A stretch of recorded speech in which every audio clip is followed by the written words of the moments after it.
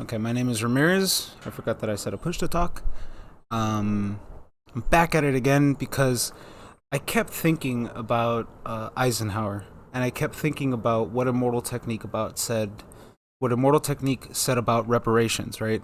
And how it's not largely a government issue; it's largely a corporation issue, a stock market issue, a capital issue. Um, but it got me to think: how would you go about proving all that? Like, where does that how would you go about proving, like, for example, the money laundering that went on in Afghanistan, the Middle East?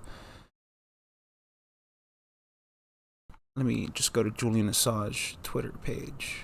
The reason why I can still do this is because it's literally the only video he has pinned.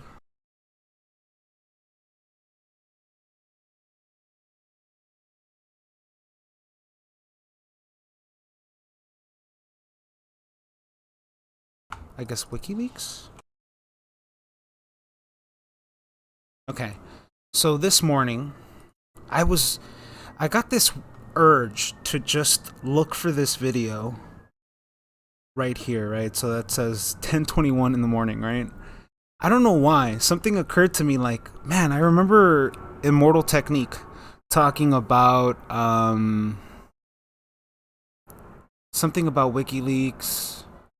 So I went through the process of going through my history and looking for those videos. And while looking for that video that you see on screen, I had rewatched that other interview that I made a video of. So now okay, this is very difficult to explain. There's a bigger conspiracy theory that I've been researching that's led me to understand all of this other material. And me researching this one very particular conspiracy theory has led me to this point. Um, Very difficult to explain.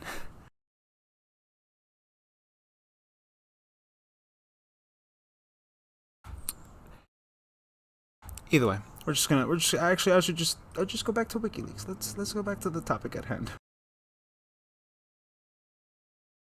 Beam, here it is. Okay, is the video still pinned? It's a video of Julian Assange basically describing what they want in the Middle East, and he just basically says, "Hold on, turn off this." To some degree, I should probably turn off my push to talk. Okay. So, yeah, I was looking for that WikiLeaks video of Immortal Technique.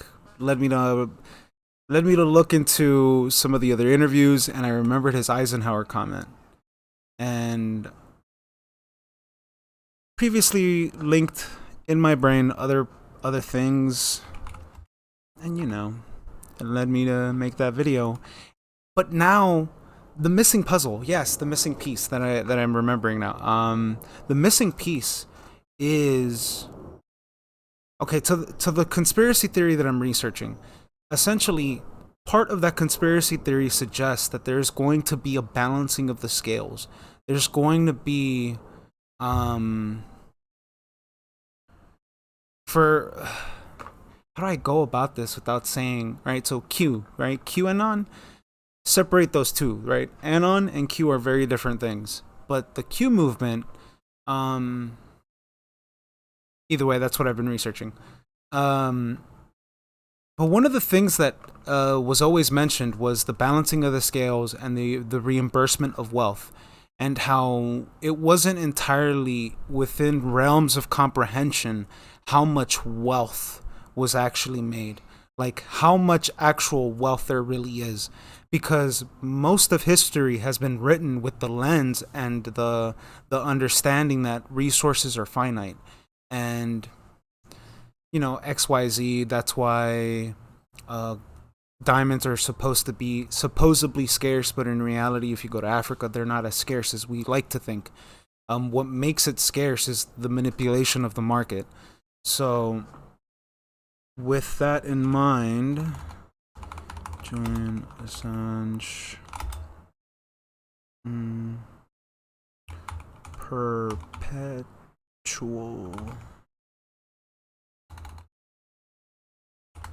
I don't know what the quote would be that he has.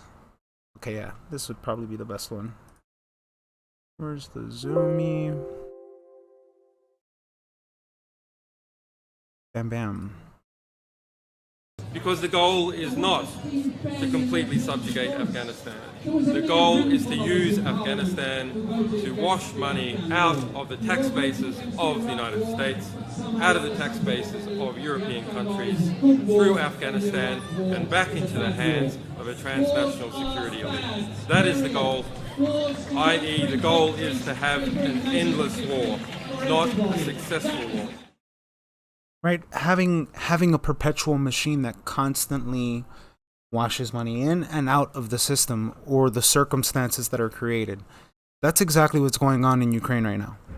But in a larger degree, who's making profit off of this? These are weapon contracts. These are contracts that are through the DoD, the Pentagon. So when it occurred to me, that's what reparations is. All of the people whose lives have been affected by this grander scheme agenda, right? We're going with the QAnon movement, that they believe that there are various elites, various bourgeoisie, various bureaucrats, various oligarchs, whatever we want to call them, that control the entirety of the system, and they're the ones that get to dictate what gets promoted, what gets face, what gets time on air. But largely with the advent of the internet, that hasn't really been a major issue nowadays, right? You have other people that can now have streams of avenue that don't necessarily involve being chokehold into the mechanisms that are controlled by the elites. Their last resort was banking. That's why we saw a huge wave of people lose their bank accounts, lose the ability to pay, lose the ability to, you know what I mean? Like, there's layers to it. And just the concept of reparations makes sense to me now in the Q movement, because it's not the government that's paying this back. It's not corporations. It's not people working a 9 to 5. In reality, it's the people who... So there was a video that I showed about Waka Flocka Flame. And in that video, he talks about how he essentially was taught by Donald Trump that he needed to make an LLC. He needed to put that under a corporation. He needed to put that under a trust. He needed to separate two different trusts, one for personal and one for the business. Degrees of separation. But at the end of it all is the fact that it's to avoid paying taxes, or it's one of the ways to avoid paying taxes. It's the most popular way to avoid paying taxes. And just these layers of the system and how this all operates. Who's the trust owner? Who owns the trust, or who owns these larger funds that are washing all this money? So recently, Epstein's associate, who was not associate, like he was his partner in the original Ponzi scheme that they ran, where they were buying debt and then selling it at a higher price. Either way, not the point. But during this whole thing with reparations, is the fact that it isn't like we have to figure out. It's the companies are just the face. They're just the brand of the situation. In reality, there are what we call ultimate beneficiary owners. These are the people that actually got the net profit of these companies. They're the ones who are actually getting that fat check in the fucking mailbox that was built off of Coca-Cola, Heinz, right? If we go up the ladder, all we really see are the positions that are offered through the face of the corporation. The CEO is not the owner. He owns a stake in the company. In reality, when you look at the situation of who owns the stocks, you'd end up going to BlackRock, Vanguard, and State Street. State Street is the United States institution itself that buys into the stock market. BlackRock is the new thing. Who knows what that is? It's probably some intelligence thing. But then we have Vanguard. Vanguard's entire entity is black. Like, you just can't look at who owns it, who has money in it. It is completely blocked off from knowing who has ownership to it, who has a stake in it. And in reality, if we pay attention to the fact that there are very few people in our reality, in our society, that understand how these mechanisms work, it'd be pretty easy to name people. Is all I'm saying. And I just got that missing piece, because that's the one thing that made no sense to me. Where's the money? And recently I just talked about how the Pope himself even said, all entities, you guys should store your wealth inside of the Vatican Bank. It's essentially a call out in a weird way to be like, hey, we need to go back to the old ways of handling money. And for those who don't know, if you randomly watch this video, the Vatican itself is what essentially created the idea and concept of banking, in a sense where the transfer of value, Templars essentially carried invoices that allowed for the transfers of money from one village to another, and it was a very early concept.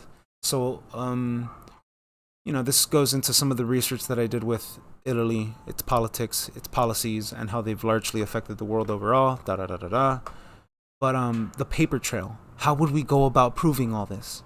And that's where WikiLeaks comes in. And that's where this video comes in, actually, now, because I could show the original video I wanted to show. Where is it? Oh, yeah, it's still in the Discord. Bam. Bam, wham. Watch out, Sam.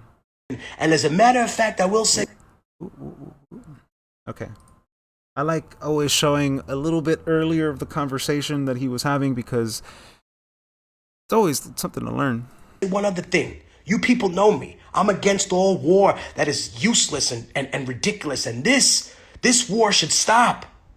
But good God, you showed us 100 images already of what's happened in the Ukraine, and you couldn't show us one thing. As a matter of fact, you put people in jail. Hold on. We got 650 people in here now. You put people in jail for showing the American public what was going on in Iraq and Afghanistan. And this is something that's still largely obfuscated today. People are not aware. Like, yeah, they're aware of the journalists. They're aware of the people that lost. They're aware of how the media themselves were attacked and gouged apart. But one of the pieces that I fight for and that I will always verbalize is the fact that there are a lot of hackers that are basically still in indentured servitude to the FBI, to the CIA. Their entire lives are monitored, tracked, and maintained. Like, these are people who cannot go without certain bounds without getting recourse from the agencies that they're essentially slaves to. This all happened under Sabo, LulzSec, essentially small hacker groups that were helping out WikiLeaks essentially disseminate this information. And by and large, some of these operations were even handled through the inside, with the FBI infiltrating these groups, getting few key members to fully radicalize, to fully push the bar, so that the FBI had jurisdiction, right? It gave them enough reason and cause in order to step in and actually do something about it. And more from immortal technique. You called it WikiLeaks, right?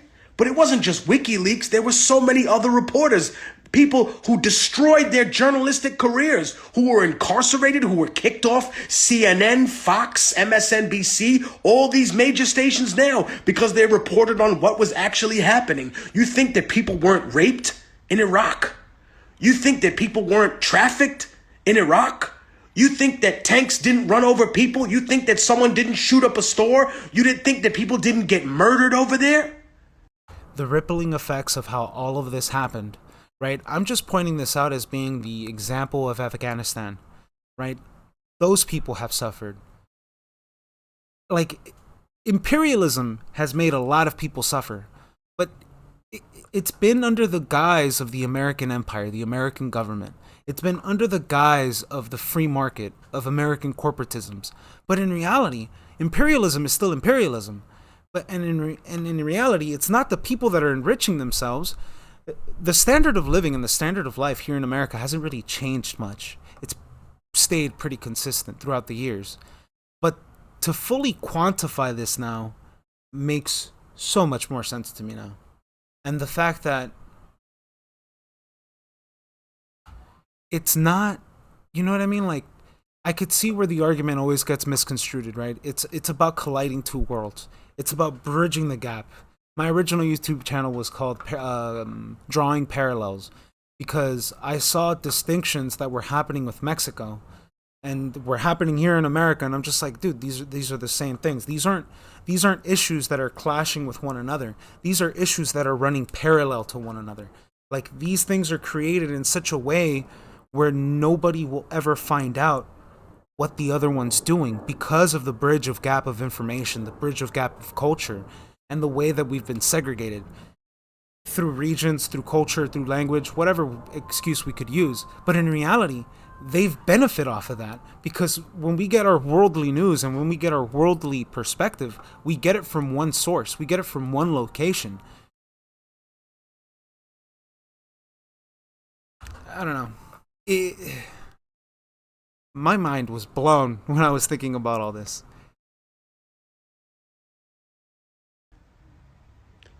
And they won't show us anything. Nothing. They won't even show us the dead body of the troops that came from America. Every time they shot down the helicopter, because I had people that were there, you know what they said? We had another helicopter crash. You can't even say that they shot them out the fucking sky when that's exactly what happened. And if you prove that, and there was a wait, does he say it here?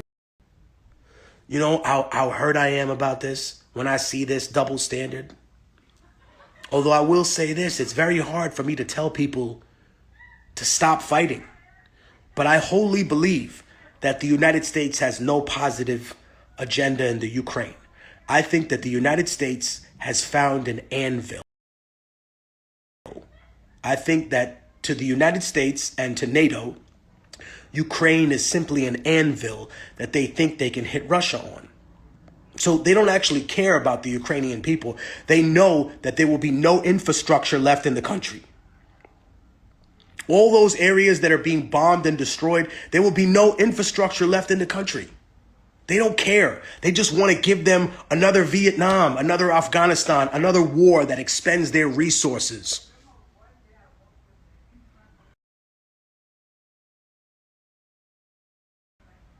They're going to let them die. They're going to kill all those people. Okay. Besides being extremist in his language, I don't know if he brings it up earlier or later, but he also mentions that the people who get put on television will flip-flop. And because the populace has such a short attention span, they'll forget that this group of people supported the war in Afghanistan. But now they put them on MSNBC and they talk liberal nonsense about Orange Man bad, when in reality, they're just warmongers, just playing a role in order to play the talking head for for an opposing opinion. And, you know, it goes to show that it's clear who's working along with who, what's the agenda, and what's going on. But at the end of the day, there is something being gained out of all this. And it's raw resources. It's the reason why the American empire has expanded itself, not through ownership of the land, but through ownership of the resources, ownership of these businesses, corporations, right? Like a bigger example that I didn't talk about was IBM and how they were ahead of the invasion of each location that Germany expanded into. So it goes to show that the logistics are thought of so well and so meticulously that they'll send in the corporation to set up subsidiaries, to set up front corporations in order to achieve these goals. And they'll just obfuscate everything and rob. Like, I wish I had actual instances that I could point to, because, you know, one would be Fiji Water, I guess. And how, or at least water companies as a whole, and how they take ownership of the lands. They'll manhandle all of the locals. Another example is the pineapples, and I think it's a very excruciating story, but I think it's a Hawaii Dole and Hawaii's last princess or queen. I can't remember the very old story that it just popped up in my head. But it shows examples that imperialism will come in but under the guise of business and under the guise of contracts and business agreements that were established forever ago, right? Some of these contracts are probably still in effect to this day. And there's this whole wave of obfuscation of it's about taking back what was already stolen, not just from the American populace, but to the rest of the world, right? You have instances like Mexico for the longest time couldn't really dictate what it did with its own resources, let alone dictate their own prices to sell to overseas. It's layers on layers and layers, but it's interesting now to know the missing piece. The missing piece is finding the paperwork, is finding these connecting bridges, I guess, that would allow for some level of discussion on a greater scale, is what I'm trying to say.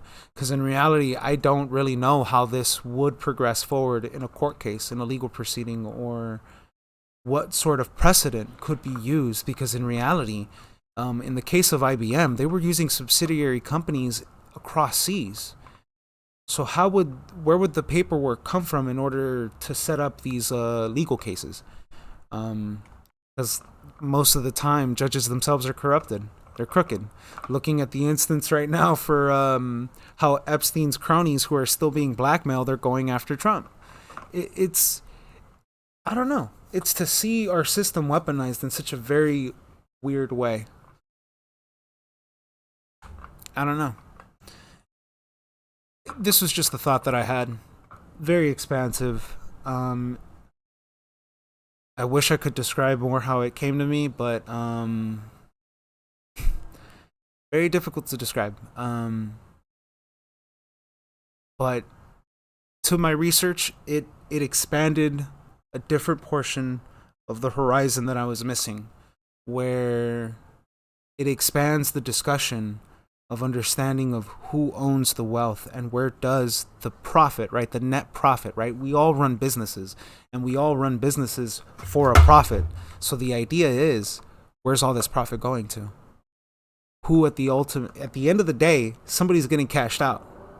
Somebody's getting one over onto somebody else. Who is it? Who's the UBO? Who's the ultimate beneficiary owner to some of these corporations? Because when we saw one of the owners to Seagram's, right? Seagram's alcohol, wasn't she an heiress to some family? Wasn't she funding a blackmail group called Nixium, where they would abuse of women? There are layers to this sort of discussion, and right, they hid themselves behind entities, legal entities that they can use in court. Like, it was a group of lawyers too, so there was that. You know what I mean? Like, they even had plans to take over Mexico, and that's by the Daily Beast themselves. So I'm not sure what to think of any of this, because still fresh in the mind, but a very impactful idea. My name was Ramirez, and I don't know what to say now.